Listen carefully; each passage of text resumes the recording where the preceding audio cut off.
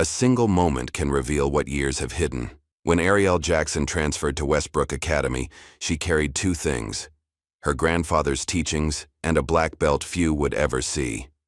For months, she endured Kendall Anderson's escalating torment, the snide remarks, the academic sabotage, the calculated social isolation that the teachers conveniently ignored. Westbrook's golden boy assumed the quiet black scholarship student would remain an easy target forever. But on that autumn afternoon, as his fingers gripped her collar and phone cameras circled like vultures, something shifted in Ariel's eyes. 3 fluid movements later, the school's untouchable bully lay stunned on the polished floor, and the video that was meant to capture her humiliation instead revealed a truth that would shake Westbrook Academy to its foundations. Just before we get back to it, I'd love to know where you're watching from today, and if you're enjoying these stories, make sure you're subscribed, because tomorrow's special episode is one you definitely don't want to miss.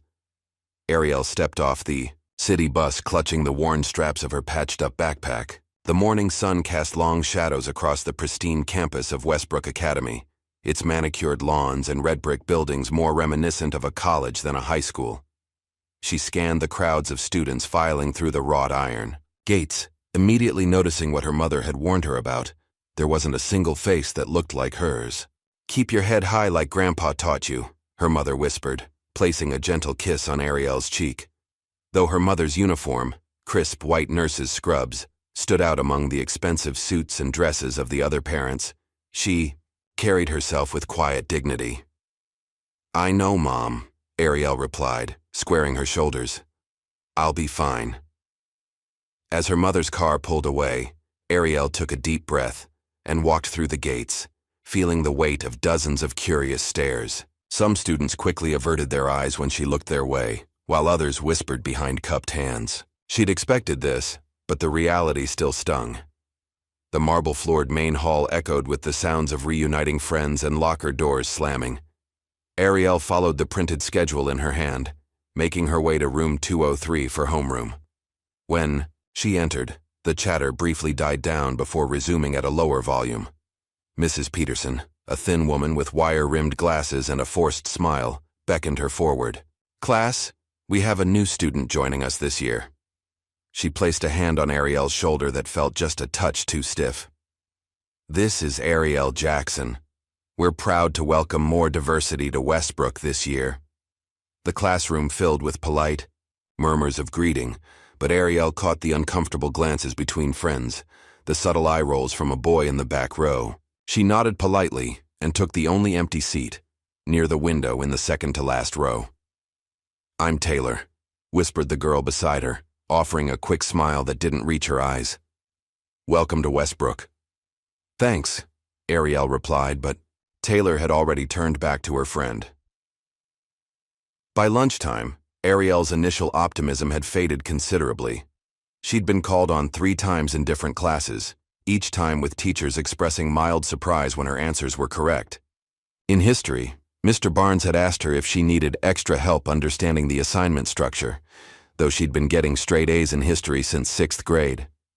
The cafeteria was enormous, with floor-to-ceiling windows overlooking an Olympic-sized swimming pool. Ariel stood at the entrance, tray in hand, scanning for an empty table. She spotted one and started walking toward it, but as she approached, a blonde girl in a tennis uniform shook her head. "Sorry," the girl said, not looking particularly sorry. "We're saving these seats." Ariel nodded and moved on, eventually finding a table in the corner where she could sit alone.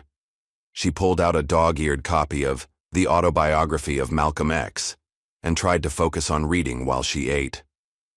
"Is this seat taken?" Ariel looked up to find a lanky boy with messy brown hair and glasses standing beside her table. His backpack was covered in hand-drawn superhero logos. "No, go ahead," she said, surprised. "I'm Eli," he said, sitting down and unpacking a lunchbox decorated with comic book characters. "I saw you in Peterson's class. You're Ariel, right?" "Yeah," she nodded. "You like comics?" Eli's face lit up. "I love them. I actually draw my own." He pulled out a sketchbook and slid it across the table. "Not professionally or anything, but I'm working on it." Ariel flipped through pages of surprisingly good illustrations, heroes with complex costumes and expressive faces. These are really good. Thanks, Eli smiled, clearly pleased. I've been working on this character lately. He broke off suddenly, his eyes focusing on something. Over Ariel's shoulder, his expression fell, and he quickly took his sketchbook back. Ariel turned to see what had caused the change. 3 students were passing by their table, casting dismissive glances their way. The boy in the center was tall and broad-shouldered, with perfectly styled blonde hair and a Letterman jacket.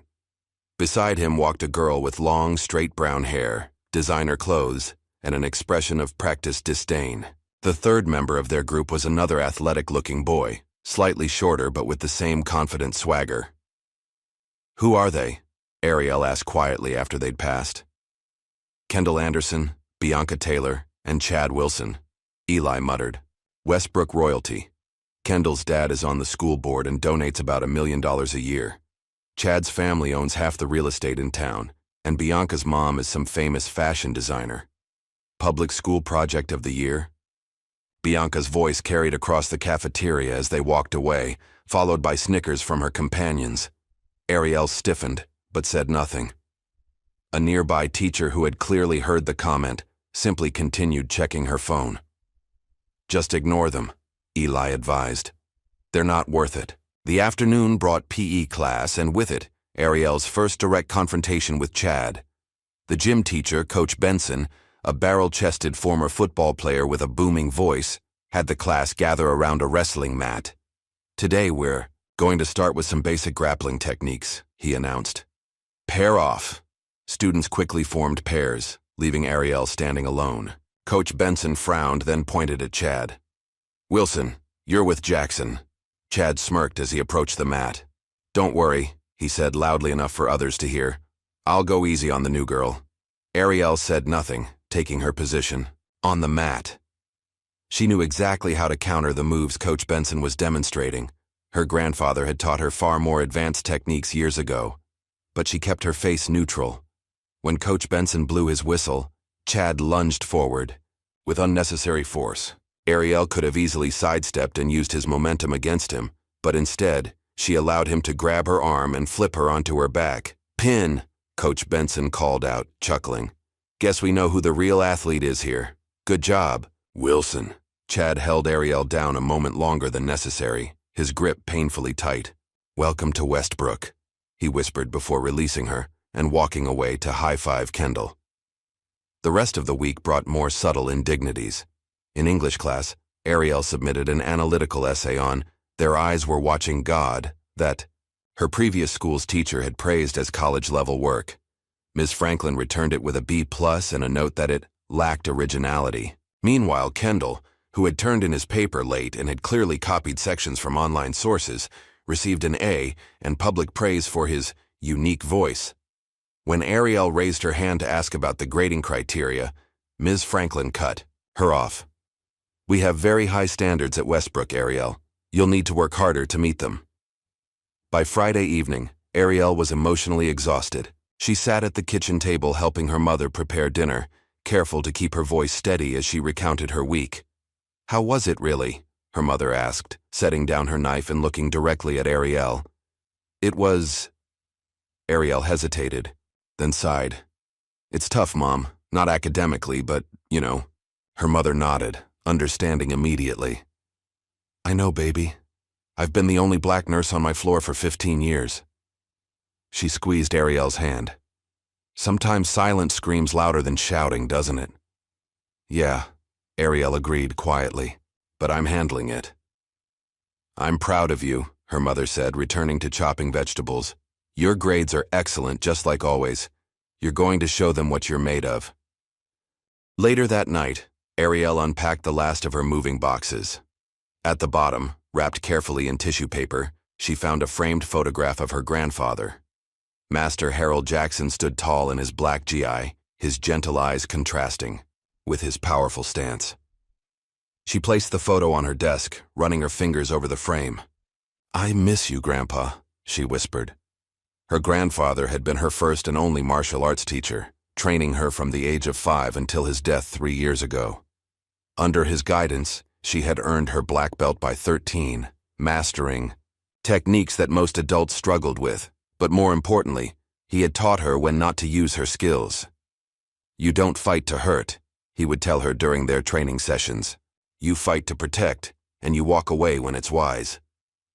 Ariel had honored that teaching, even when it would have been easier not to. She had remained calm when classmates at her old school tried to provoke her, had walked away from confrontations that could have ended very differently if she'd chosen to fight. But Westbrook was testing her resolve in ways she hadn't anticipated. The following day, while browsing in a small bookstore downtown, Ariel noticed a faded flyer pinned to a community bulletin board. Jackson's traditional martial arts, it read, with an address she recognized as being just a few blocks away. Her grandfather's old dojo. She had almost forgotten it was in this town. That night, after her mother had gone to bed, Ariel slipped out of the house. The streets were quiet as she pedaled her bike through the older part of town, eventually stopping in front of a small single-story building with papered-over windows. The sign above the door was faded but still legible. Jackson's. The door was locked, but Ariel knew where her grandfather kept the spare key, behind a loose brick near the back entrance. The key was still there, covered in dust but functional. The door creaked as she pushed it open, revealing a space frozen in time. Moonlight filtered through the high windows, illuminating the training mats, the weapons rack, the small shrine, with candles and incense that her grandfather had maintained. Everything was covered in a layer of dust but otherwise untouched since his death. Ariel moved to the small changing room and opened an old locker, her locker. Inside hung her GI and black belt, left behind when they'd moved away after her grandfather died. She changed quickly, the familiar weight of the uniform bringing back a flood of memories. In the main room, she knelt before the faded portrait of her grandfather that hung on the wall, bowing deeply in respect. Then she rose and began to move through the katas he had taught her, slowly at first, then with increasing speed and precision. Each movement was a connection to him, a reminder of his teachings, his voice, his wisdom. For the first time since arriving at Westbrook, Ariel felt centered, powerful, in control. Here, in this dusty, abandoned dojo, she had found a sanctuary. The first month at Westbrook passed in a blur of subtle slights and quiet resistance. Ariel maintained her grades, despite the uneven standards, kept to herself when possible, and found comfort in her nightly visits to the dojo. But the peace she'd managed to maintain was shattered during the September assembly. The entire student body gathered in the auditorium to hear announcements about upcoming events and recognize academic achievements.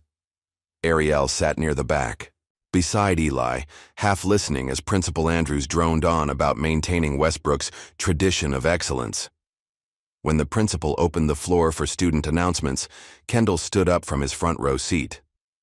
"I just want to remind everyone about the Fall Festival Planning Committee meeting this Thursday," he said, his voice carrying easily through the space. Then, with a glance back toward where Ariel sat, he added, "And please keep your emotions in check during the planning process. We don't need anyone getting scary when they're angry." Laughter rippled through the audience. Ariel felt dozens of eyes turn toward her, the implication of Kendall's joke clear to everyone. She kept her expression neutral, though her hands tightened into fists in her lap. Ms. Winters, the vice principal, tapped the microphone. "Thank you, Kendall. Let's keep our announcements relevant, please." But there was no admonishment in her tone, only mild amusement. As the assembly dispersed, Ms. Winters caught Ariel by the arm. "A word, please, Ariel." Ariel followed the vice principal to a quiet corner, confused. "I noticed your reaction to Kendall's announcement," Ms. Winters said, her voice low. "I understand you might feel targeted, but we can't have disruptive responses in school assemblies." "I didn't say anything," Ariel protested. "It's not always about what you say," Ms. Winters replied. "Your body language was confrontational. At Westbrook, we expect students to handle uncomfortable situations with grace." Ariel left the conversation feeling both angry and bewildered. Somehow, she had been reprimanded for not reacting to a racial stereotype directed at her. The incident seemed to open the floodgates. The next day, Chad began humming exaggerated kung fu movie music whenever Ariel walked by in the hallways. In chemistry class, Bianca loudly asked her lab partner, "Do you think Ariel practices voodoo or just normal black girl magic?" The question was followed by uncomfortable laughter from students who weren't sure how to respond, but didn't want to challenge Bianca. During lunch a few days later, Chad flicked a spoonful of mashed potatoes onto Eli's drawing as he passed their table. "Oops," Chad smirked. "Guess I'm just clumsy." To Ariel's surprise, Eli stood up, his face flushed with anger. "Shut up, Chad. Just leave us alone." Chad's expression darkened. He knocked Eli's tray off the table, sending food scattering across the floor. "What did you say to me, comic geek?" I said. "Leave us alone," Eli repeated, his voice shaking but determined. Ariel quickly stepped between them, placing a hand on Eli's arm. "It's fine," she said quietly. "Let's just clean this up." As they knelt to pick up the scattered food, Ariel whispered, "Don't fight my battles, Eli. It'll only make things worse for you." "You shouldn't have to fight at all," Eli responded, his eyes serious behind his glasses. "None of this is fair." The situation reached a new low the following week, when Ariel's science project, a complex analysis of urban air quality that she had worked on for weeks, won first place in the class competition, qualifying her for the district science fair. She was elated until 2 days later when she was called to Principal Andrews' office. "There's been a reevaluation of the science projects," the principal informed her, not quite meeting her eyes. "After careful consideration, we've discovered a grading error. Kendall Anderson's project will be representing Westbrook at the district level." "A grading error?" Ariel repeated. "Can I see the new scoring?" "That won't be necessary," Principal Andrews said dismissively. "The decision is final."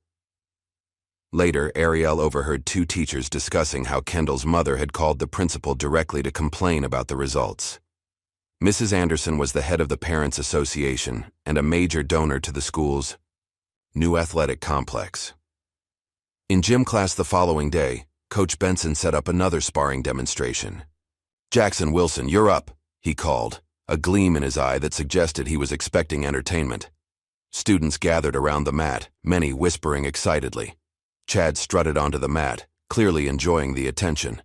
"Maybe you've improved since last time," he taunted. "But I doubt it." Ariel took her stance, muscle memory from years of training automatically positioning her body in perfect form. For a brief moment, she considered showing exactly what she was capable of. How easily she could throw Chad to the mat, how completely she could control the encounter. Instead, she let him grab her arm, feigning resistance but ultimately allowing him to push her down. As she hit the mat, she heard the snickers from the watching students, saw the satisfied smile on Coach Benson's face. "Better luck next time, Jackson," the coach said, marking something on his clipboard. "Some people are natural athletes, and some people just aren't." That night, Ariel dreamed of her grandfather. In the dream, she was younger, maybe 10 or 11, training in the dojo. Master Harold had blindfolded her and was teaching her to block strikes by sensing the movement of air, the subtle shifts in weight and balance that telegraphed an opponent's intentions. The moment you let rage control you, you lose.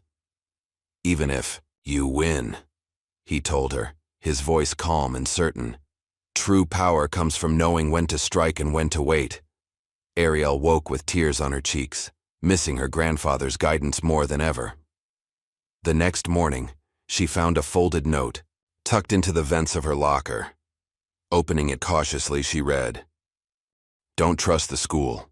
They cover for him. I can prove it. SP." She glanced around the hallway, wondering who had left the message. The initials seemed familiar, but she couldn't place them immediately. Later that day, she spotted Sophie Parker, a quiet girl who used to sit with Bianca's group but had recently been conspicuously absent from their table, watching her from across the library. When their eyes met, Sophie quickly looked away, but Ariel caught the meaningful glance. Sophie. SP. It had to be her. Growing increasingly frustrated with the situation, Ariel decided to follow proper channels. She made an appointment with Ms. Harrison, the school counselor, hoping to discuss the unfair grading and escalating bullying. Ms. Harrison listened to Ariel's concerns with a sympathetic expression, nodding at appropriate intervals. When Ariel finished speaking, the counselor sighed deeply. Ariel, I understand your frustration. But you have to understand, we're trying to prepare you for the real world. Life isn't always fair, and learning to navigate these situations is part of growing up. So you're saying I should just accept being treated differently because of my race? Ariel asked incredulously. Ms. Harrison's expression hardened slightly. That's not what I said. I'm saying that Westbrook has certain established dynamics.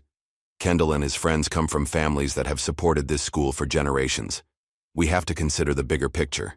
In that moment, Ariel understood what Sophie's note had meant. The administration wasn't just passive. They were actively protecting their donors' children, maintaining a system that kept students like Ariel at a disadvantage, no matter how hard she worked or how, well, she performed. That night, Ariel returned to the dojo, her emotions raw and churning. She moved through her katas with angry precision, each strike and block fueled by the day's frustrations. Her movements became faster, more powerful, until she found herself standing before a stack of bricks her grandfather had used for breaking demonstrations. Her hand hovered above the top brick, trembling with the effort of restraint.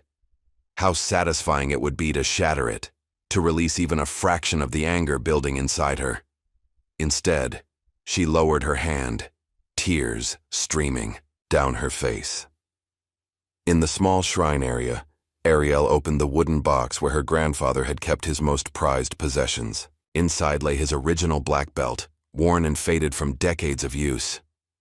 She lifted it reverently, feeling the weight of his legacy in her hands. After a moment's hesitation, she tied it around her waist, replacing her own newer belt. It would remain hidden under her school uniform, a secret reminder of her strength, her heritage, her true self. A silent vow. Only when there's no other option. The halls of Westbrook Academy had never felt more hostile. Ariel walked with her head high, her grandfather's black belt hidden beneath her uniform like armor. But the weight of isolation grew heavier each day. 2 months into the semester, everything changed with a single notification on her phone. Ariel, have you seen it? Eli rushed up to her locker, his face flushed with anger. The video they posted?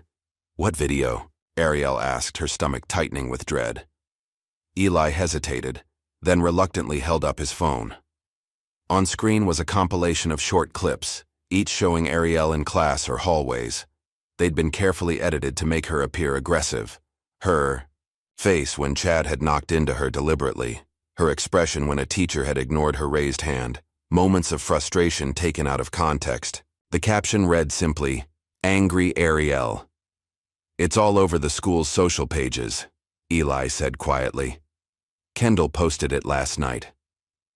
Ariel stared at the screen, her face carefully blank despite the fury building inside her.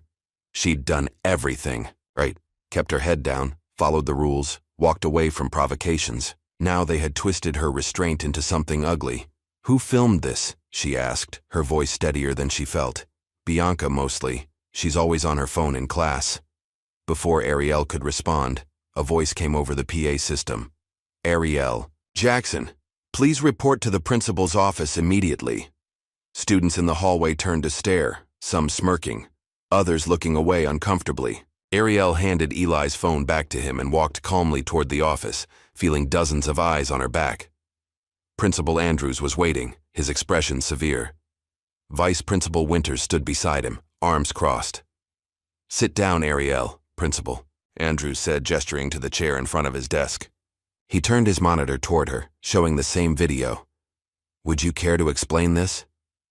"Explain what?" Ariel asked. "I didn't make that video." "We're concerned about the aggressive behavior displayed here," Ms. Winters interjected. "Several students have expressed that they feel unsafe." Ariel stared at them in disbelief. "That video is edited to make me look angry.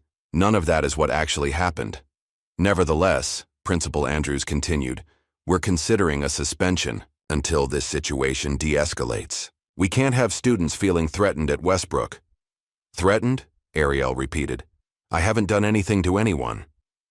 Perception matters, Ms. Jackson, the principal replied. And the perception is that you have an anger management issue. The injustice of it all left Ariel momentarily speechless. They were punishing her for a manufactured problem while ignoring the real harassment she had endured for months. As she left the office, a hand reached out from the empty classroom next door and pulled her inside. Startled, Ariel automatically shifted into a defensive stance before recognizing Sophie Parker.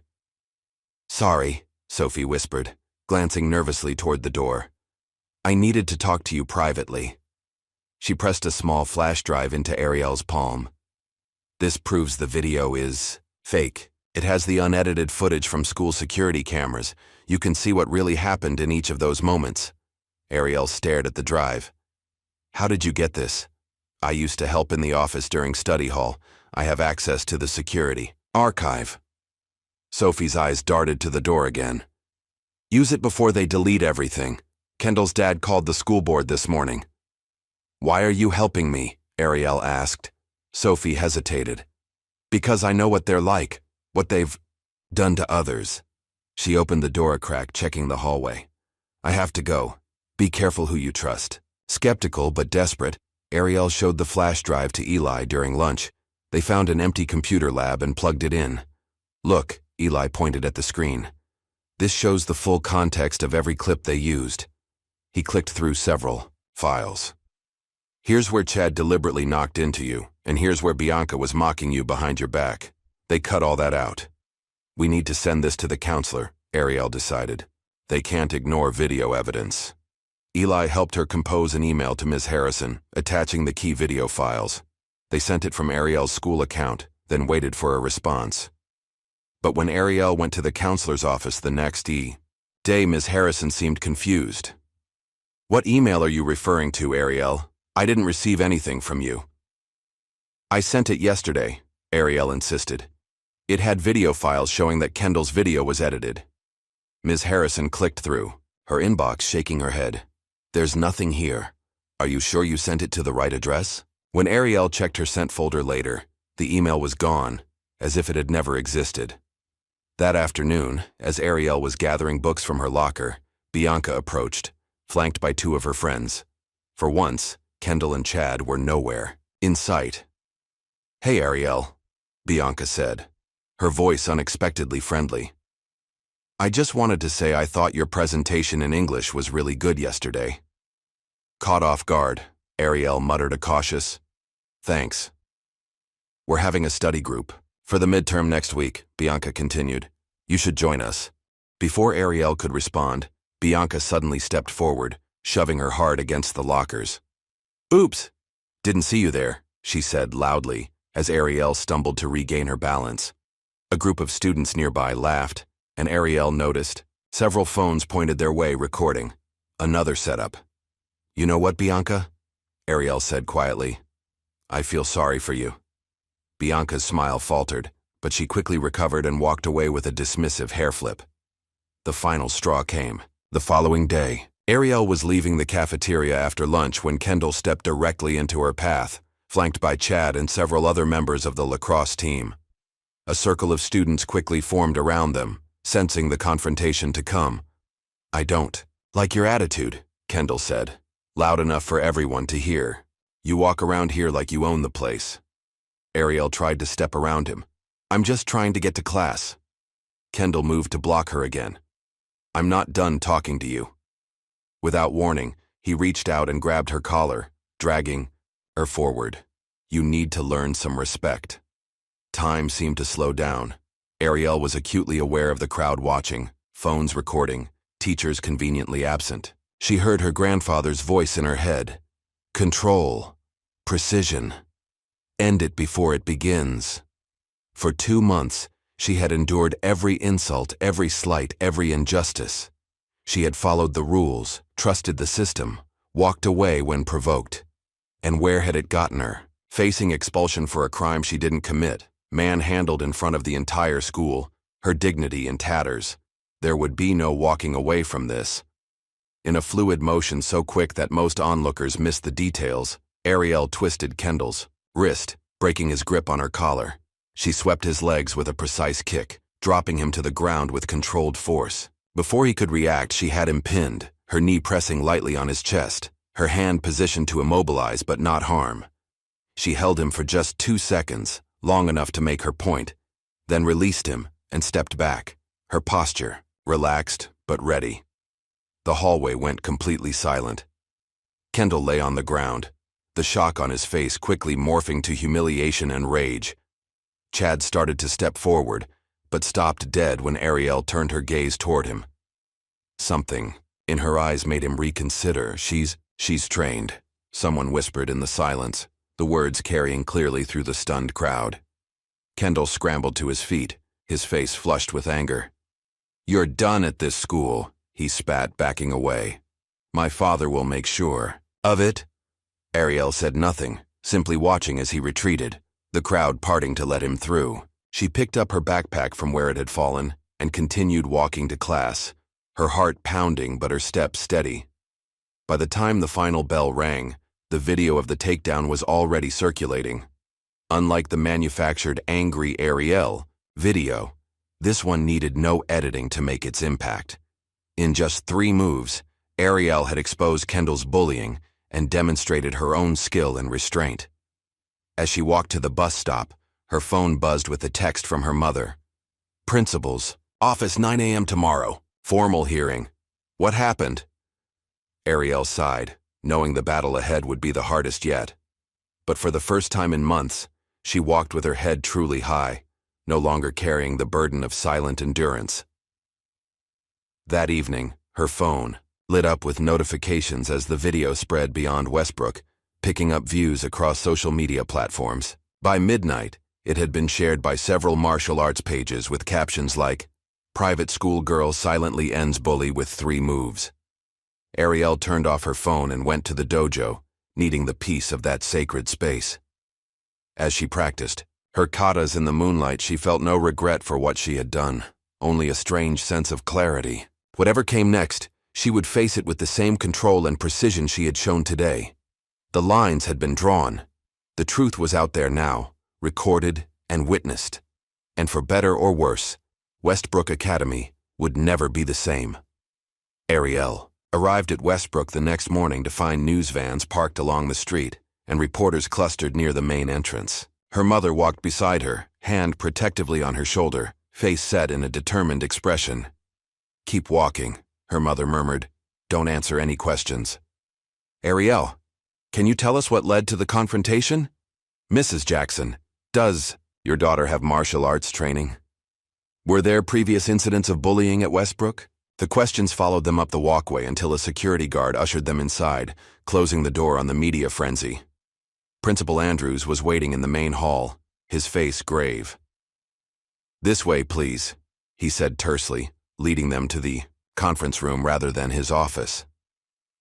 Inside, Ariel was surprised to find not just the vice principal and counselor, but the entire disciplinary board.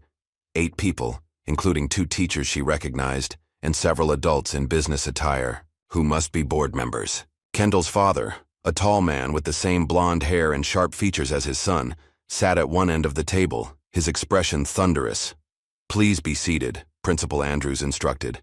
"This is a formal disciplinary hearing regarding yesterday's violent incident." "Violent incident?" Ariel's mother repeated, her voice dangerously calm. "My daughter defended herself against a student who physically assaulted her. That's documented in the video everyone's seen." "Mrs. Jackson," Mr. Anderson cut in. "Your daughter used martial arts techniques on my son. She could have seriously injured him. That constitutes a threat to student safety." Principal Andrews nodded solemnly. "I'm afraid I have to agree. Pending the outcome of this investigation, Ariel is suspended effective immediately. We consider her a threat to the safety of others." Ariel's mother stood up, her nurse's uniform crisp against the polished wood of the conference table. "My daughter has been subjected to months of harassment at this school. She has documented evidence of bullying that the administration has repeatedly ignored. And now, when she defends herself against physical assault, you suspend her?" "We take all allegations of bullying seriously," Ms. Winters said smoothly. "Do you?" Ariel spoke for the first time.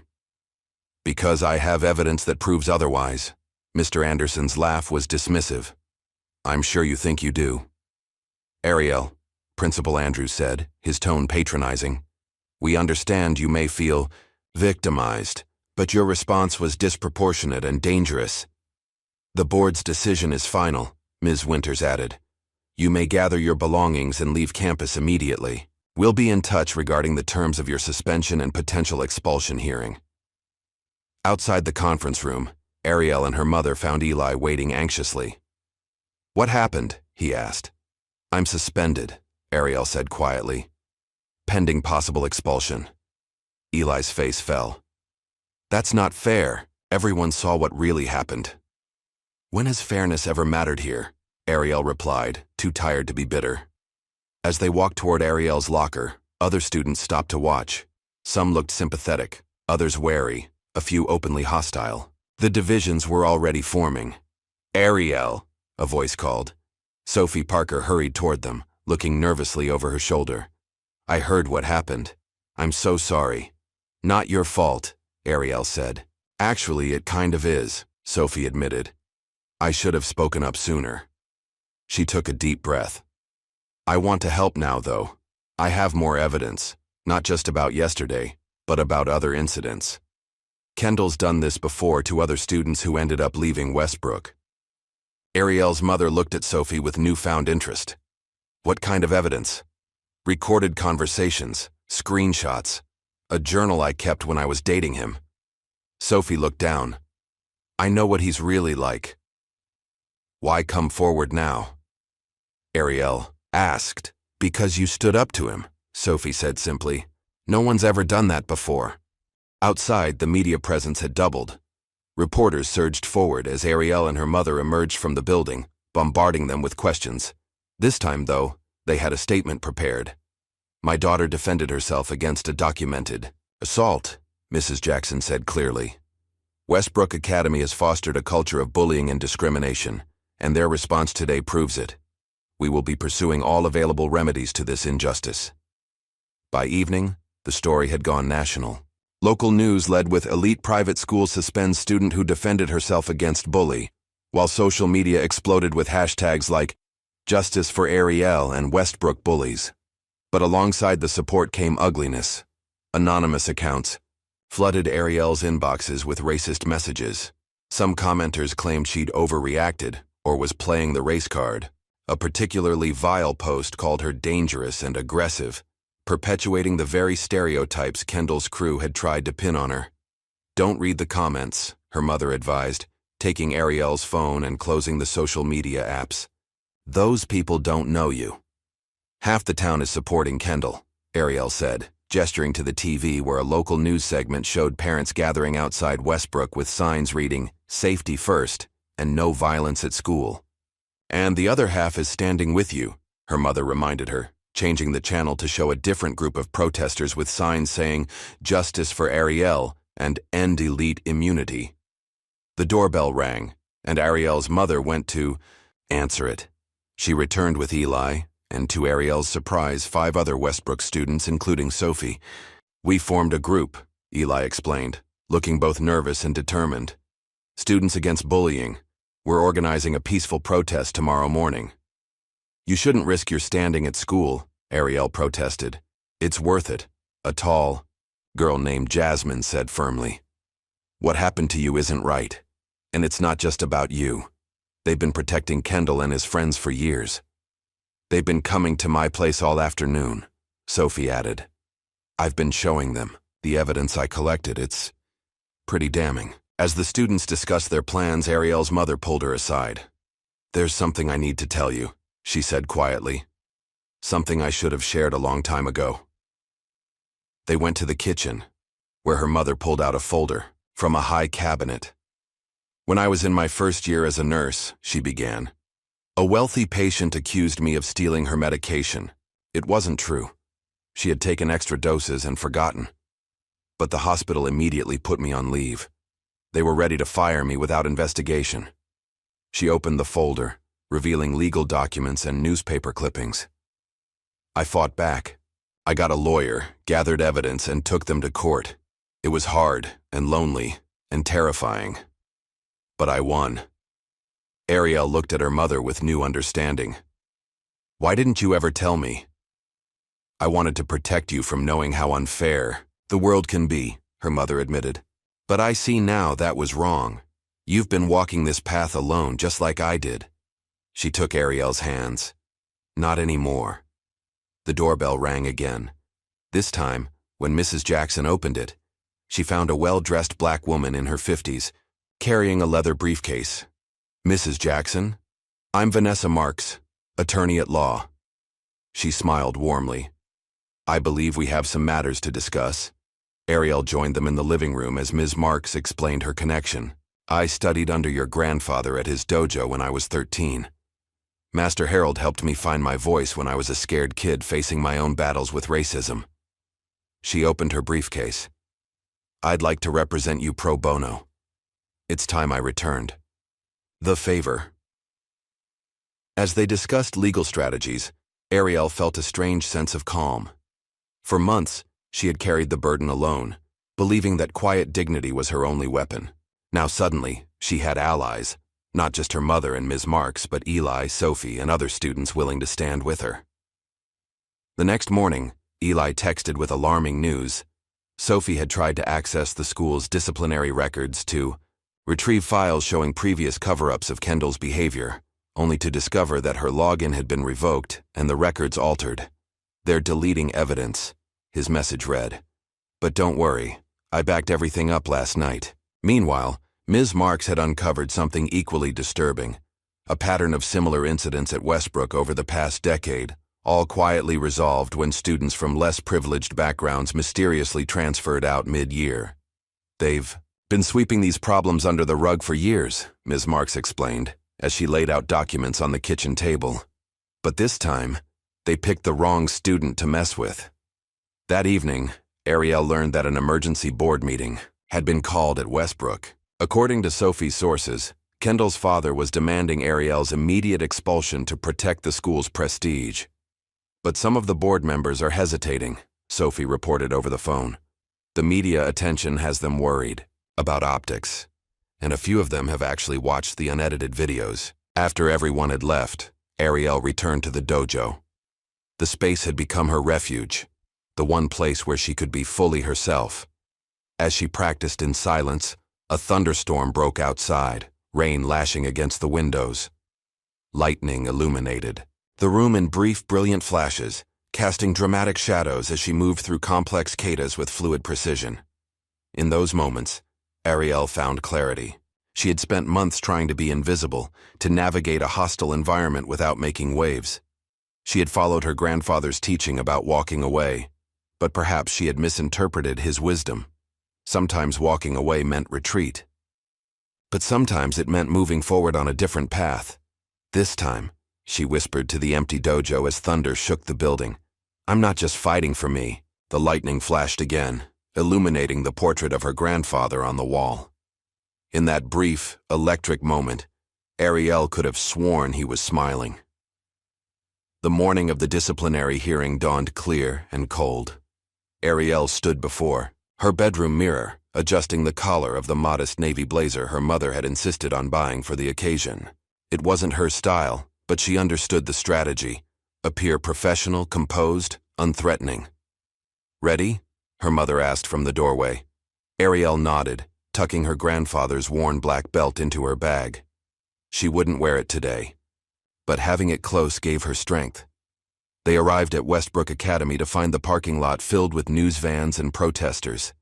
Two distinct groups had formed, one supporting Kendall, mostly parents in expensive clothing holding signs about school safety, and another, larger group supporting Ariel, a diverse mix of students, community members, and martial arts practitioners from neighboring towns. Ms. Marks met them at the side entrance, immaculately dressed in a tailored suit, her expression confident.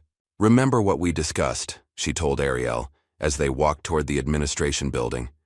Let me do most of the talking. Stay calm regardless of what's said. Your composure is our greatest asset. The hearing was being held in the school's boardroom, a wood-paneled space with portraits of past principals lining the walls. The disciplinary committee sat at a long table at the front. Principal Andrews, Vice Principal Winters, 2 teachers, and 3 board members. Off to the side sat a stenographer, ready to record the proceedings. Kendall and his father entered from a side door moments later. Kendall's arm was in a sling, a theatrical touch, Ariel noted, since she hadn't injured him in any way. He cast a smug glance in her direction before taking his seat, confident in his family's influence. "This hearing will now come to order," announced Dr. Russell, the head of the school board, a stern-looking woman with silver hair. "We are here to address the physical altercation that occurred between students Kendall Anderson and Ariel Jackson. Based on our findings, the board will determine appropriate disciplinary action." Principal Andrews spoke first, framing the incident as a violent outburst that endangered student safety. He carefully avoided mentioning what had led up to the confrontation, focusing solely on Ariel's response. When Kendall was called to testify, he played his role perfectly, the injured victim, voice appropriately subdued. "I was just trying to talk to her," he claimed, adjusting his unnecessary sling. "She's been having trouble fitting in, and as senior class president, I felt responsible for helping her adjust." He paused for effect. "Then she just attacked me. No warning. She used some kind of martial arts move. I could have been seriously hurt." His friends backed his story when called, though Ariel noticed how their accounts differed in small but significant ways. Chad claimed Kendall had barely touched her shoulder before she reacted, while another lacrosse team member insisted there had been no physical contact at all before Ariel's supposed attack. Ms. Marks made note of each inconsistency, her pen moving steadily across her legal pad. When it was their turn, Ms. Marks rose with deliberate calm. "Before my client speaks, I'd like to present some evidence." She approached the table with a flash drive. "This contains the complete unedited security footage of the incident in question." Principal Andrews shifted uncomfortably. "We've already reviewed the relevant footage." "Have you?" Ms. Marks raised an eyebrow. "The complete footage, including the 10 minutes prior to the physical contact? I think the committee would benefit from seeing exactly what transpired." After some reluctant discussion among the board members, they agreed to view the video. The lights dimmed as the footage played on a large screen. Unlike the viral cell phone videos that had captured only the final confrontation, the security camera showed everything. Kendall and his friends following Ariel from the cafeteria, blocking her path multiple times as she tried to walk away. And finally, unmistakably clear, Kendall grabbing her collar and yanking her forward.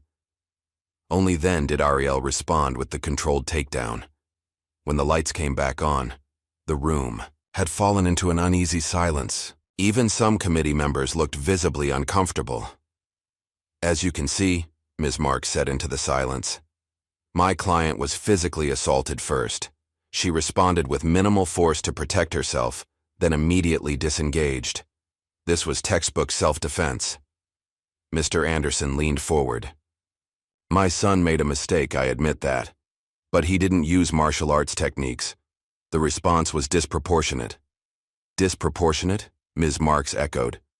"Your son is considerably larger than my client, was backed by several friends, and initiated physical contact by grabbing her clothing. Ms. Jackson used precisely the amount of force needed to end the confrontation safely. No one was injured." The board members exchanged glances. This wasn't going as they had expected. "We have another matter to address," Ms. Marks continued. "A pattern of harassment directed at Ms. Jackson since her arrival at Westbrook, which the administration has systematically ignored." Principal Andrews' face hardened. "That's a serious accusation, Ms. Marks, which I am prepared to substantiate." She produced a thick folder. "I have documented incidents of racial harassment, academic discrimination, and physical intimidation. I also have evidence that Ms. Jackson attempted to report these incidents through proper channels, only to be dismissed, or, in some cases, blamed for the problems." The testimony continued for another hour, with Sophie's written statement providing a damning account of the school's pattern of protecting certain students at the expense of others. Though submitted anonymously, her detailed knowledge of specific incidents left little doubt about the truth of her claims. I've been instructed to keep my identity confidential, her statement concluded, because I fear retaliation from the school and certain students. But everything I've described can be verified through security footage, email records, and witness accounts, if the board is willing to look. When Bianca Williams was called to testify, the committee expected another, rehearsed account supporting Kendall. Instead, they found a nervous young woman who couldn't maintain eye contact. "Bianca, did you witness the altercation between Kendall and Ariel?" Dr. Russell asked. "Yes," Bianca replied, her voice barely audible. "And can you describe what you saw?" Bianca glanced toward Kendall, who was glaring at her, then to Ariel, who simply waited with calm dignity. Something in that contrast seemed to affect her. "Kendall grabbed her," Bianca admitted finally. "He's done it before to other people. We were told to keep things quiet." "Told by whom?" Ms. Marks asked sharply. "I can't," Bianca began, then stopped herself. "By Principal Andrews and Coach Benson. They said it would hurt the school's reputation if we talked about these things." The revelation sent a ripple through the room. Principal Andrews's face flushed with anger, but before he could speak, Dr. Russell cut in. "Thank you, Bianca. You may step down."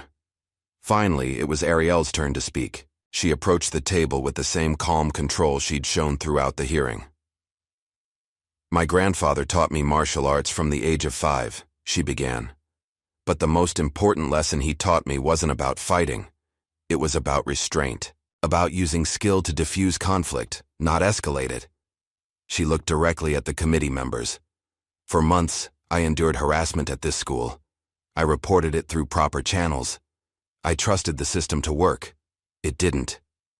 She turned, slightly to face Kendall. "When you grabbed me that day, I had a choice. I chose the minimum response necessary to protect myself. I didn't hurt you, though I could have. I ended the confrontation quickly and safely, then walked away." Back to the committee. "That's everything my grandfather taught me about the responsible use of martial arts."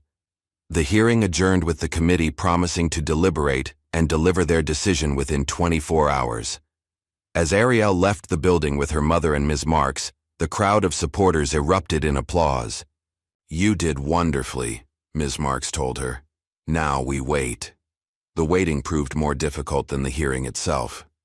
Ariel tried to distract herself with homework, but found it impossible to focus.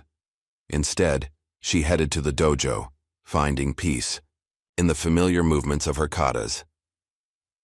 Later that evening, as she walked home in the fading light, a car pulled alongside her. The window rolled down to reveal Bianca in the passenger seat, her mother driving. "Can we talk?" Bianca asked, her usual confidence nowhere in evidence. "Just for a minute?" Ariel hesitated, then nodded. Bianca got out of the car and walked a few steps away for privacy. "I know I owe you a real apology," Bianca began. "And this isn't it, not yet. But I wanted you to know." She pulled an envelope from her jacket pocket. "I thought we were untouchable. I was wrong." She handed Ariel the envelope. Inside was a printed email exchange between Principal Andrews and Kendall's father, discussing how to manage the situation with Ariel to protect the school's reputation and the Anderson family's standing. "Where did you get this?" Ariel asked. "My mom is on the school board," Bianca replied. "She was copied on some of these emails. She didn't know I took them." She glanced back at the car. "She's furious about what's been happening. A lot of parents are." Indeed, while Ariel had been in the dojo, a different kind of demonstration had formed outside the school. Eli's mother, a professor at the local community college, had organized a group of parents demanding accountability. Their signs read, "Justice for Ariel" and "End Elite Immunity." The next morning brought news that sent shockwaves through the Westbrook community. Under mounting pressure, Principal Andrews had issued a statement defending the administration's actions as in good faith efforts to maintain a positive learning environment. However, within hours, Ms. Marks had leaked a series of emails to the local newspaper that directly contradicted this claim, showing that the principal had been aware of Kendall's pattern of behavior for years and had actively covered it up. By noon, Resign Andrews was trending locally on social media. By evening, the school board announced he would be taking administrative leave, pending further investigation. That weekend, Ariel decided to officially reopen her grandfather's dojo for limited classes. With Eli's help, she cleaned the space, repaired broken equipment, and put up a small sign in the window. Jackson's Traditional Martial Arts, Self-Defense Basics, Saturdays 10 a.m. To her surprise, 6 students showed up for the first class: Eli, Sophie, and 4 other Westbrook students who had reached out after the hearing. Ariel began with the most fundamental lessons her grandfather had taught her, not just about technique, but about philosophy. "You don't train to hurt others," she told them as they practiced basic stances. "You train to protect yourself and those who cannot protect themselves. The goal is never to fight. It's to be so centered and prepared that fighting becomes unnecessary." As public sentiment continued to shift in Ariel's favor, national media outlets picked up the story. No longer framed as a troublemaker, Ariel was now portrayed as a disciplined young woman standing up against systemic bullying and discrimination. An online petition demanding her reinstatement with a formal apology had gathered over 100,000 signatures. But Kendall wasn't finished. Humiliated by the turn of events and furious at losing his untouchable status, he lashed out in a final desperate act. Security cameras at the dojo captured him late one night, spray painting racial slurs across the front window and damaging equipment inside. The footage, automatically uploaded to a cloud server, was in Ms. Marks's hands by morning. By afternoon, it was in the hands of the police. Kendall's fate was sealed by his own actions, the last desperate thrashing of a drowning reputation. The pressure on Westbrook Academy continued to mount. With Principal Andrews on leave and evidence of systematic misconduct piling up, the district superintendent announced an independent investigation. Ms. Marks insisted that Ariel be allowed to testify before the full school board, with media present. "This isn't just about getting you back in school," Ms. Marks explained as they prepared. "This is about changing a broken system. Your voice can make that happen." The night before her testimony, Ariel dreamed of her grandfather. They were in the dojo, as they had been countless times during her childhood. She was young again, perhaps 9 or 10, struggling with a difficult sequence. "I can't do it, Grandpa," she complained. Master Harold knelt to her level, his kind eyes meeting hers. "Your fist is strong, Ariel, but your voice," he touched her throat gently. "Your voice is stronger. Some battles cannot be won with strikes and blocks." She woke with tears on her cheeks, but a clarity that had been missing before. This wasn't just about her reinstatement or Kendall's punishment. It was about speaking truth to a system that had silenced too many for too long. The day of the board meeting, Ariel worked with Eli and Sophie to prepare her statement. She struggled initially, torn between expressing her genuine pain and avoiding sounding bitter or vengeful. "Just tell your story," Sophie advised. "Not just what happened, but how it felt. Make them understand. And remember," Eli added, "this isn't just for you. It's for anyone who's ever been bullied or ignored." The board meeting was held in the school auditorium to accommodate the crowd. Every seat was filled: students, parents, teachers, community members, and media. Ariel sat between her mother and Ms. Marks, conscious of the eyes upon her but no longer intimidated by the attention. Dr. Russell opened the proceedings with a formal acknowledgement of the seriousness of the situation. "Westbrook Academy has always prided itself on excellence and integrity," she said. "Recent events have called those values into question. We are here to listen, to learn, and to chart a path forward that upholds the highest standards of education and equity." When Ariel was called to speak, she approached the podium with measured steps.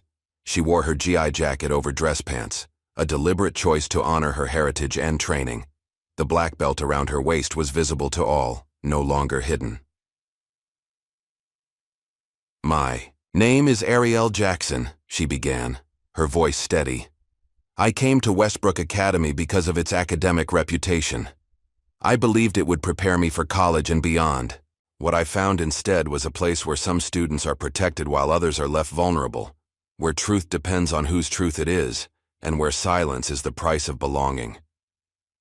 She detailed her experiences without embellishment: the daily microaggressions, the academic discrimination, the escalating harassment. She described her attempts to use proper channels and how those attempts were dismissed or turned against her. I was raised by a single mother who taught me the value of hard work and dignity, she continued. And I was trained by my grandfather, Master Harold Jackson, who taught me that martial arts is not about fighting. It's about harmony, self-control, and justice. She looked directly at the board members. When Kendall Anderson grabbed me that day, I had already endured months of harassment. I had reported it. I had followed your rules. I had trusted your system. None of that protected me, so I protected myself, using exactly the amount of force necessary to end the confrontation safely. Her voice grew stronger. The problem at Westbrook isn't that I defended myself. The problem is that I shouldn't have had to. The problem is a culture that enabled bullying and punished the bullied. The problem is adults who looked the other way because it was easier than standing up for what's right. She gestured to the audience. Look around this room. There are students here who have been silenced, parents who have been misled, teachers who have been pressured to maintain a false image of harmony. We all deserve better. As she concluded, the auditorium erupted in applause. Even some board members were nodding in agreement. The tide had turned completely. The following days brought a cascade of changes. Principal Andrews, facing termination, submitted his resignation. Several staff members followed, including Coach Benson and Ms. Winters. The board announced a comprehensive review of all disciplinary procedures and the establishment of an independent ethics committee to handle future complaints. Kendall's expulsion, when it came, was almost anticlimactic. The vandalism of the dojo, captured clearly on security footage, made his position untenable even to his most steadfast defenders. His father withdrew his substantial donations in protest, publicly blaming cancel culture rather than acknowledging his son's actions. Mr. Anderson gave an angry interview to the local news station, claiming his family had been targeted and that the school had caved to pressure. Few were sympathetic. The board appointed Dr. Maya Williams, a respected black educator from a neighboring district, as interim principal with a mandate to transform the school culture. Her first official act was to reinstate Ariel with a formal apology and to implement mandatory training on diversity, equity, and inclusion for all staff and students. Westbrook has an opportunity to become a model for how schools can address these issues honestly and constructively, Dr. Williams stated in her first address to the student body. The excellence we strive for must include excellence of character and community. For Ariel, returning to school brought mixed emotions. There were awkward encounters and lingering tensions, but also a palpable shift in the atmosphere. Students who had previously ignored her now stopped to talk. Teachers who had dismissed her now sought her input. The change wasn't universal or perfect, but it was real. Perhaps most surprising was Bianca's transformation. Having witnessed the consequences of complicity, she approached Ariel after class one day. "I've been thinking a lot about everything," she said hesitantly. "About why I went along with Kendall for so long." She took a deep breath. "I was afraid of losing my place, my status. It seemed so important then." "And now?" Ariel asked. "Now, I see how hollow it was." Bianca looked genuinely regretful. "I'm sorry, Ariel, for everything. I know that doesn't fix it, but I want you to know that I'm trying to be better." Ariel considered her words. "Actions speak louder than apologies," she said finally, "but I appreciate you saying it." In the weeks that followed, Bianca backed up her words with actions, using her social influence to support the changes at Westbrook rather than resist them. She started an anti-cyberbullying initiative and publicly acknowledged her past role in creating a toxic environment. Meanwhile, the dojo had become something of a symbol in the community. Ariel continued teaching weekend classes, now with a growing roster of students. The space that had once been her private sanctuary became a place of learning and community. As her story spread, Ariel received invitations to speak at other schools about bullying, self-defense, and the martial arts philosophy. A producer from a national daytime talk show reached out, wanting her to appear as a guest to demonstrate self-defense moves and discuss her experience. The attention was overwhelming at times, but Ms. Marks helped her navigate it. "You have a platform now," she advised. "Use it wisely, use it selectively, and always stay true to your grandfather's teachings." One evening, as Ariel practiced alone in the dojo, she heard a familiar voice. "Your form has improved." She turned to find her mother watching from the doorway, smiling softly. "Grandpa would be proud." "I hope so," Ariel said, wiping sweat from her brow. "Sometimes I wonder if this is what he meant, using martial arts to change things, not just to defend myself." "Your grandfather believed that true strength comes from within," her mother said, stepping into the room and adjusting Ariel's stance slightly, a gesture that transported them both back to when Master Harold would do the same. "He taught you to fight when necessary, but he also taught you to speak truth to power. You're doing both." As her mother left, Ariel continued her practice, moving through the complex forms with fluid precision. The past months had transformed her, just as she had helped transform Westbrook. The journey wasn't over. True change never happened overnight. But the path forward was clearer now. In the quiet of the dojo, surrounded by the legacy of her grandfather and the promise of her own emerging voice, Ariel found a moment of perfect balance, the harmony between strength and compassion, between fighting and healing, between standing alone and leading others. This was the true heart of all her grandfather had taught her, and it would guide her through whatever challenges lay ahead. Spring arrived at Westbrook Academy with a sense of renewal that matched the season. 3 months had passed since the board meeting, and while the memory of those events remained vivid, the raw emotions had begun to soften. For Ariel, the journey now turned inward, toward healing the wounds that lay beneath the surface. It began with a gentle suggestion from her mother. "I think you might benefit from talking to someone," she said one evening as they washed dishes together. "Someone professional." Ariel bristled initially. "I'm fine, Mom. Everything worked out." Her mother dried a plate slowly, choosing her words with care. "Being strong doesn't mean handling everything alone. That's something I had to learn the hard way."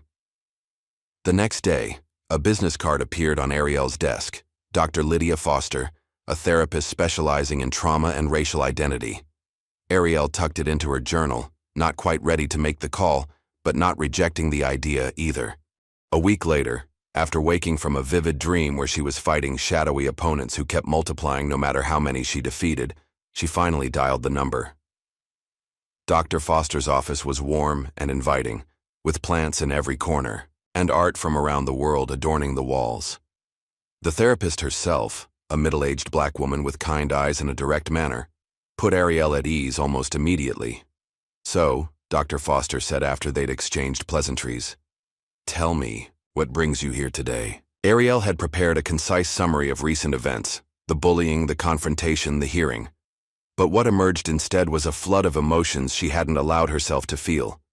Anger at the injustice, grief over her grandfather's absence when she needed his guidance most, shame at having finally lost control, fear that she might have disappointed him. "I should have handled it better," she concluded, wiping away unexpected tears. "I should have found another way." "Should you?" Dr. Foster asked simply. "Or is that what others expected of you?" That question lingered as they began weekly sessions. Ariel gradually unpacked the weight she had carried, not just from recent months, but from years of navigating spaces where she was the only black person, always feeling the pressure to be twice as good while appearing half as threatening. "You've been carrying so much," Dr. Foster observed during their third session. "Where do you put it all down?" The answer came unexpectedly. The dojo. With community support and a small grant from a local foundation, Ariel had fully restored her grandfather's space. Fresh paint covered the walls, new mats lined the floor, and on weekends the sound of students training filled the once empty rooms. Ariel began offering free classes specifically for kids who had experienced bullying. Many came with hunched shoulders and downcast eyes, postures she recognized all too well. Through basic techniques and confidence-building exercises, she watched them gradually stand taller, speak louder, move with greater assurance. My grandfather always said that martial arts isn't about making yourself powerful, she told them. It's about recognizing the power you already have. After each class, she stayed to train alone, working through her own emotions with each punch, block and kick. Sometimes she cried as she moved through the katas, releasing months of pent-up feelings. Other times, she found a meditative calm that quieted the lingering doubts and questions. At home, Ariel and her mother began to have deeper conversations than ever before. One night, as they sat on the porch watching fireflies appear in the gathering dusk, her mother finally spoke about her own struggles. "I thought I was protecting you," she admitted. "After your father left, after we lost Grandpa, I wanted to shield you from how hard the world can be, so I taught you to be quiet, to work twice as hard, to never give them a reason." She shook her head. "I was wrong, Ariel. I was teaching you to make yourself small." "You were doing your best, Mom," Ariel said softly. "Maybe. But you taught me something these past months." Her mother took her hand. "You taught me that sometimes you have to stand up and take up space, even when it's scary, especially when it's scary." Ariel squeezed her mother's hand. "Grandpa taught me that, and you taught me the dignity and persistence to see it through." Meanwhile, Sophie Parker had transferred to a neighboring school to make a fresh start, but she and Ariel remained close. Sophie had discovered a passion for journalism and started a student podcast called Voices Unheard, inspired by Ariel's story and featuring interviews with students who had faced similar challenges.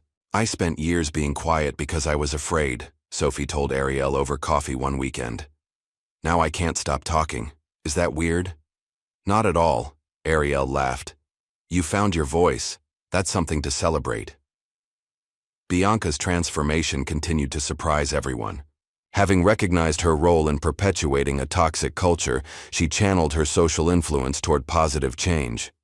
She started a campaign against cyberbullying, using her personal story as a cautionary tale about the consequences of going along with harassment.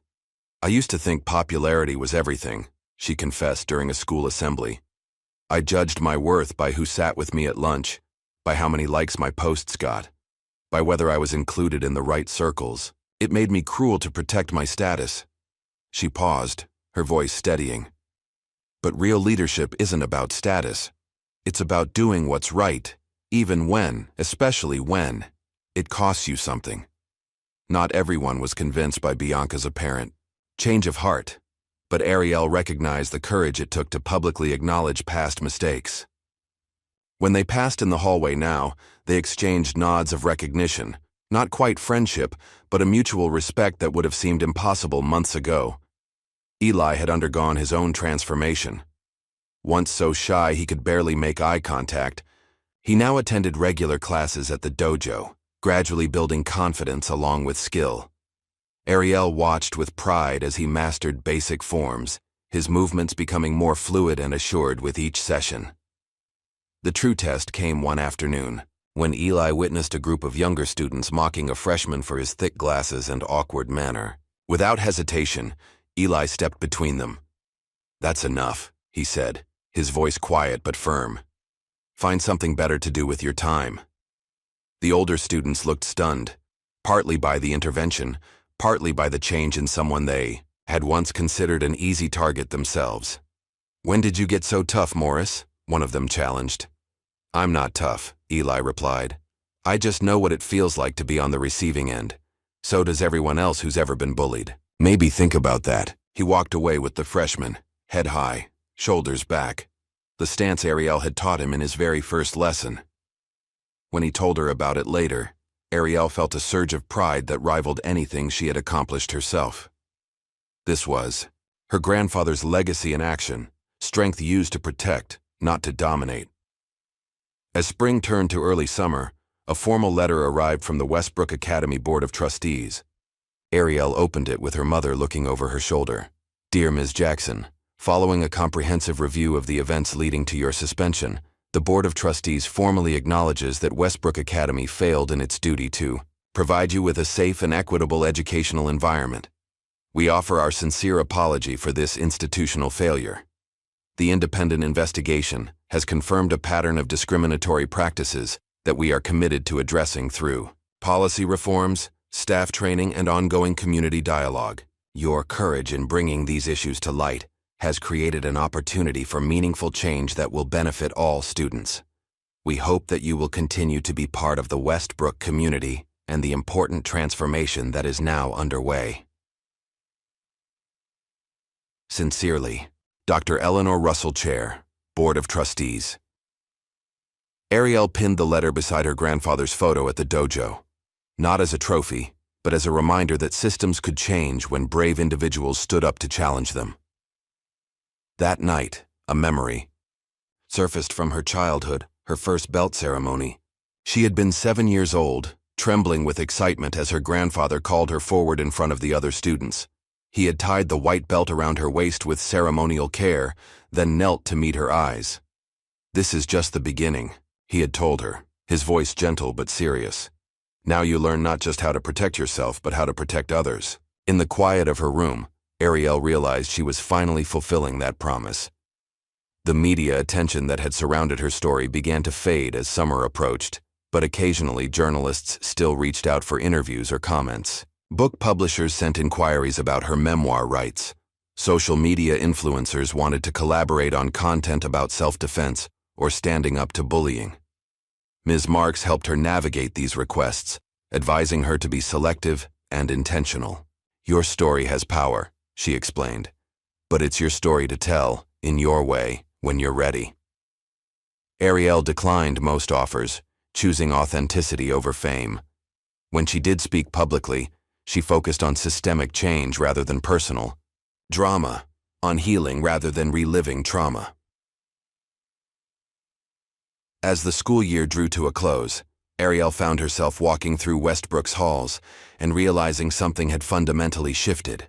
There were no whispers as she passed, no uncomfortable stares, no pointed jokes just loud enough for her to hear. The silence that had once felt oppressive now felt peaceful, the silence of respect rather than exclusion. In Dr. Foster's office, during what would be one of their final regular sessions, Ariel reflected on this change. "I used to think silence meant safety," she said. "If I was quiet enough, invisible enough, I could avoid trouble. Now I understand that some kinds of silence protect the wrong things." "And what about now?" Dr. Foster asked. "What does silence mean to you now?" Ariel considered the question. "Now it means I've said what needs to be said. Now it means peace." The following September, Ariel stood at the main entrance of Westbrook Academy, watching freshmen arrive for their first day. As a senior and student mentor, she had volunteered to help new students navigate the campus and find their classes. "Ariel, Jackson?" A voice interrupted her thoughts. She turned to find Dr. Williams, the interim principal who had now been permanently appointed. "Good morning, Dr. Williams. I have someone I'd like you to meet." The principal gestured to a girl standing, slightly behind her, petite with close-cropped hair and eyes that darted nervously around the crowded entrance. "This is Zoe Bennett. She's new to Westbrook and a bit overwhelmed. I thought you might be the perfect mentor to help her adjust." Ariel recognized the look on Zoe's face, the careful assessment of unfamiliar territory, the calculation of potential threats and allies. It was a look she had worn herself not so long ago. "Hi, Zoe," she said warmly. "First day is always tough. Want to walk through your schedule together?" As they toured the campus, Ariel pointed out shortcuts between buildings, explained unwritten social rules, and introduced Zoe to friendly faces. Gradually, the younger girl's shoulders relaxed, and she began asking questions about classes and clubs. "I heard about what happened last year," Zoe said suddenly as they sat on a bench during lunch break. "About you standing up to those bullies." Ariel nodded, unsurprised. Her story had become part of Westbrook's unofficial history. "That's why I wanted to come here," Zoe continued. "My last school. It wasn't good. I thought maybe here would be different." "It is different," Ariel assured her. "Not perfect, but changing. And you can be part of that change." The cycle had begun again, but this time, Ariel was on the other side, not the one needing protection, but the one offering guidance and support. There was a rightness to it that felt like completing a circle her grandfather had begun drawing long ago. That weekend, the dojo hosted a grand opening ceremony to celebrate its official relaunch as the Jackson Community Center for Martial Arts and Leadership. The modest space had been expanded thanks to a grant from a local foundation, with a new meditation area, additional training space, and a small library of books on martial arts philosophy and conflict resolution. The ceremony drew a surprisingly large crowd: students from the dojo, Westbrook faculty and families, community members, and even a few local officials. Ms. Marks gave the opening speech, standing beneath a large portrait of Master Harold that now hung in the entrance. Master Jackson believed that martial arts was about more than physical technique, she told the assembled guests. It was about developing character, about finding the courage to stand for what's right, and about using strength to protect rather than dominate. That legacy lives on in his granddaughter, Ariel, and now in this center that will serve our community for years to come. When Ariel took the podium, she felt a momentary flutter of nerves, then a calm certainty as she looked out at the faces watching her mother, beaming with pride, Eli and Sophie in the front row, Dr. Williams and several Westbrook teachers, even Bianca standing quietly near the back. My grandfather used to say that a true martial artist never seeks conflict, but is never unprepared for it, she began. This center isn't just about teaching physical techniques. It's about building inner strength and moral clarity. It's about learning when to fight and when to walk away, and having the wisdom to know the difference. After the ceremony, as guests mingled and explored the renovated space, a new student approached Ariel. The girl was tall and athletic, with a confident swagger that immediately put Ariel on alert. "So you're the famous Ariel Jackson," she said, looking around dismissively. "I thought you'd be, I don't know, more impressive or something." Ariel recognized the challenge for what it was: a test, a probing for weakness. She could have responded with equal sharpness or pulled rank as the head instructor. Instead, she smiled. "Why don't you join us for class tomorrow? See for yourself what we're about." The next day, the girl, Melissa, arrived early, clearly ready to prove herself. When partnered exercises began, she used excessive force, trying to dominate her training partner. Ariel watched for a moment, then stepped in. "Let me show you something," she said, taking the partner's place. "Attack me however you want." Melissa launched forward with a powerful but uncontrolled strike. In a movement so smooth it seemed effortless, Ariel redirected the energy, using Melissa's own momentum to bring her gently but firmly to the mat. Before Melissa could process what had happened, Ariel was offering a hand to help her up. "Power without control is just wasted energy," Ariel explained, no hint of superiority in her voice. "Let me show you how to channel it effectively." By the end of class, Melissa's demeanor had shifted from confrontational to attentive. As students filed out, she lingered. "Same time Thursday?" she asked, trying to sound casual. Ariel nodded. "We'll be here." That evening, Ariel received unexpected news. An envelope arrived bearing the crest of Avalon University, one of the most prestigious schools in the country. Inside was an offer of a full scholarship to their martial arts and leadership program, a highly selective opportunity usually reserved for Olympic-level athletes. "They want me to start next fall," she told her mother, stunned. "Full tuition, room and board, everything." Her mother hugged her tightly. "Your grandfather would be so proud." Ariel felt a conflicting mix of excitement and hesitation. "But what about the dojo? I can't just leave after we've built it up." "The dojo will be here," her mother assured her. "We'll figure it out." Over the next few weeks, Ariel wrestled with the decision.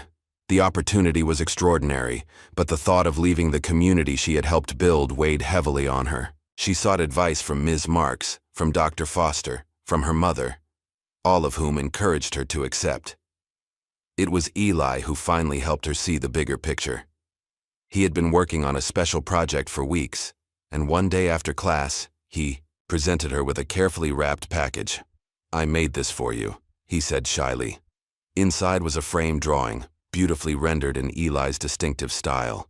It showed Ariel in a superhero-inspired costume, standing tall and confident. Below the image was a simple caption, "The Silent Storm." "This is how I see you," Eli explained. "Not just as a martial artist or a teacher, but as someone who changed things, someone who made a difference." He adjusted his glasses nervously. "I heard about Avalon. You should go." "But what about everything we've built here?" Ariel asked. "It doesn't end just because you go to college," Eli said with unexpected wisdom. "What you started will keep going. That's how legacy works." His words echoed in her mind as she made her decision. The following week, she accepted Avalon's offer, with plans to start the following fall. As her senior year progressed, Ariel worked to ensure the dojo would thrive in her absence. She trained 2 advanced students to help teach classes, established a scholarship fund for students who couldn't afford fees, and created detailed curriculum guides based on her grandfather's teachings.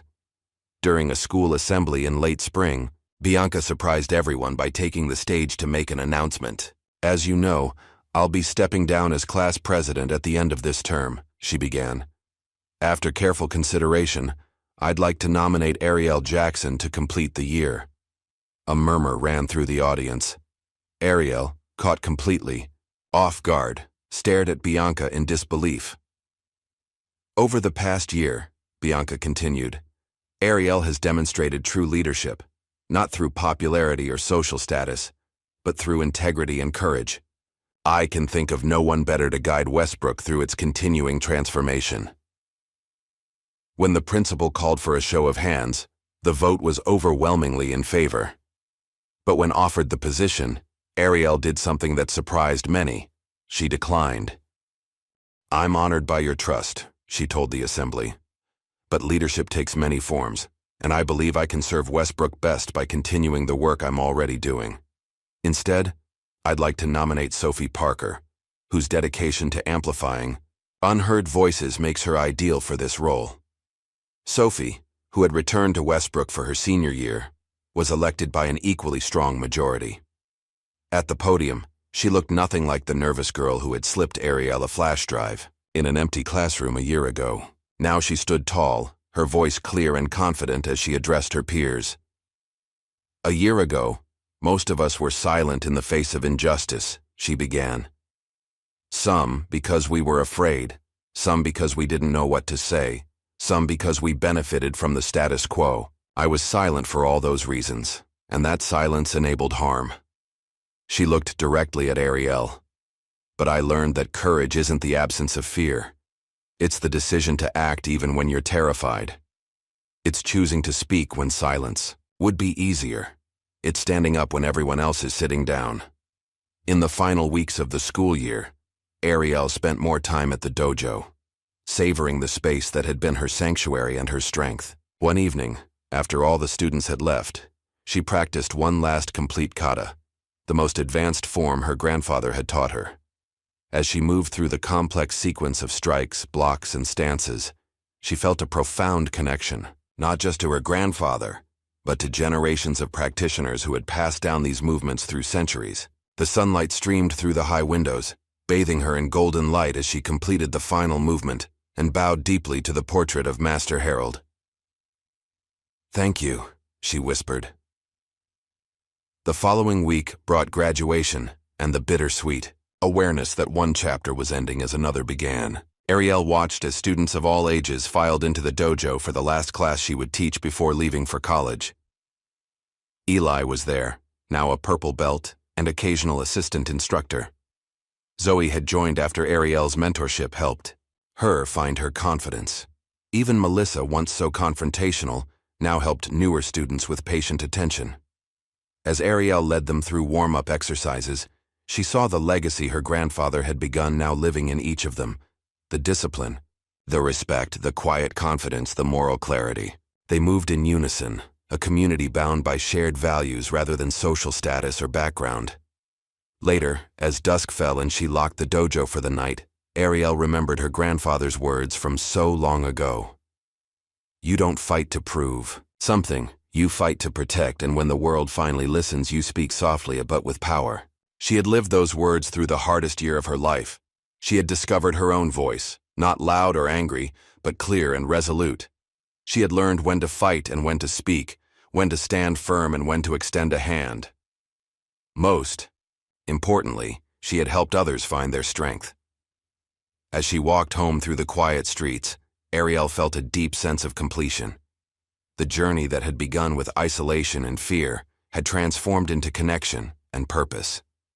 Whatever challenges awaited at Avalon and beyond, she would face them with the same disciplined strength and moral clarity that had carried her through Westbrook. The silent storm had passed, leaving a changed landscape in its wake, and in that change, hope for something better had taken root and begun to grow. Have you ever wondered what silent strength truly looks like until the moment it's finally unleashed? Like this video, if Ariel's journey moved you, and subscribe for more powerful stories of hidden courage finally finding its voice.